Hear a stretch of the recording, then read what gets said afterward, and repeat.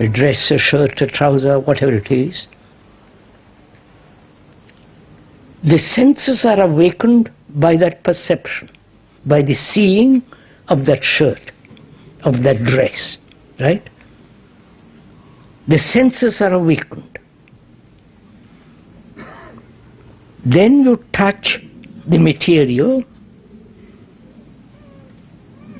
which is contact and then sensation, right? Please follow this step by step. Seeing, contact, sensation, right? Then observe it closely, you will see it for yourself. Then thought comes and makes an image which says, how nice it would be for me to have that blue shirt on. Right? So, when thought makes the image of you having that robe, that dress, and creating the image, you in that dress, and how nice you look, then desire begins. You follow this? I wonder if you do, please. It's very interesting if you go into it very deeply. Seeing, contact, sensation. That's perfectly normal. It is so. Then thought comes along and creates the image of you sitting in the car and driving it. And the excitement of the speed and all the rest of it, you have created the image. So, thought, when it dominates the senses and creates the image, then thought, then desire begins. So next question is, if that is so, the next question is, why does thought create the image? You understand? It's perfectly right to see a beautiful car, look at it, touch it, the sensations of it. Then thought slips in, you are sitting behind the wheel and driving it. I hope it is a fast car, in spite of the energy trouble. So, thought has created this.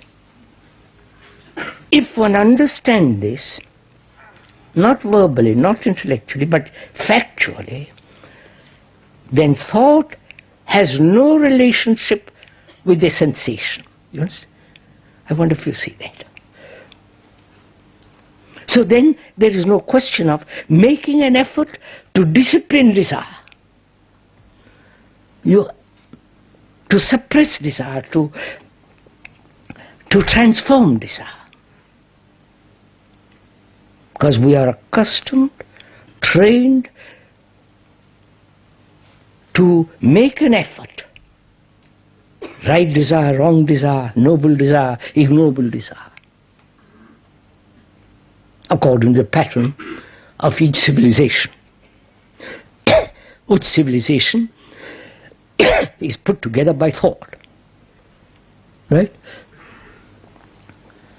So, discipline then has quite a different meaning. Discipline now means to control. Right? To struggle to be what is demanded, either Victorian or modern, permissive or not permissive. Discipline ourselves to be something. Control ourselves.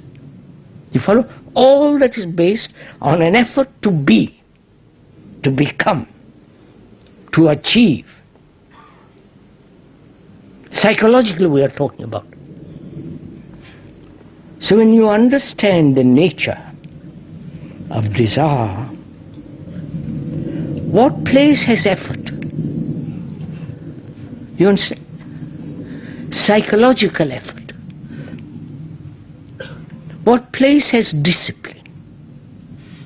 Discipline actually means to learn. It comes from the word disciple. One who is willing to learn from the teacher. To learn. The actual meaning is to learn. We have learned. You understand? We have learned together the nature of desire. So where is the whole movement of a civilizations which says discipline, which means conform, imitate, compare. You follow all that's implied in discipline, and much more naturally. So, is it possible to live a daily life without a single effort? You understand? Without a single sense of control.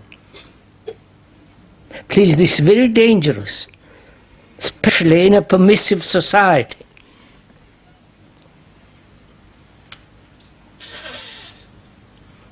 We are not advocating permissiveness or the opposite of it. We are examining the whole structure of human mind,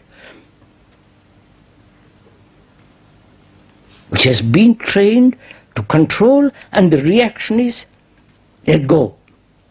Do what you want. Do the thing you want. On the contrary, we are saying, understand, look, observe. Be aware of your whole existence, not just one part of it. Be permissive when you are 20. But from the beginning of life to the end, look at it.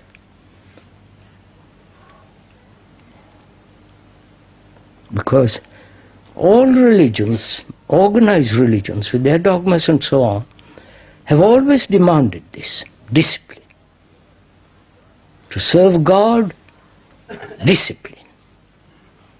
Make effort.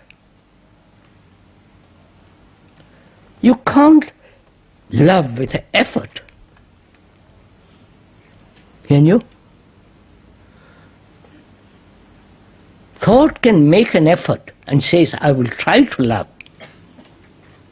But it's not love. It is still the movement of thought based upon knowledge, which is ignorance, and so thought can never have that quality of love which is whole.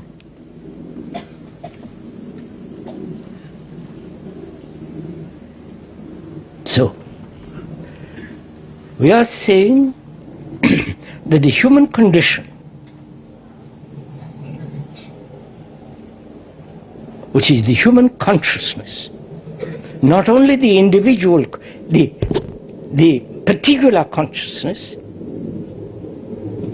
that consciousness is part of the whole of consciousness. I wonder if you see this.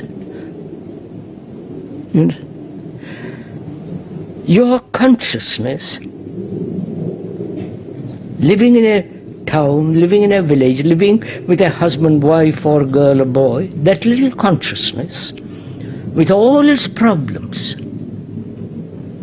whether you live in a happy community or not a community, whether you are living happily with your wife, with your girl, or whatever it is, happily in quotes, that small particular consciousness is the consciousness of the rest of the mankind, because they are all particular little consciousness.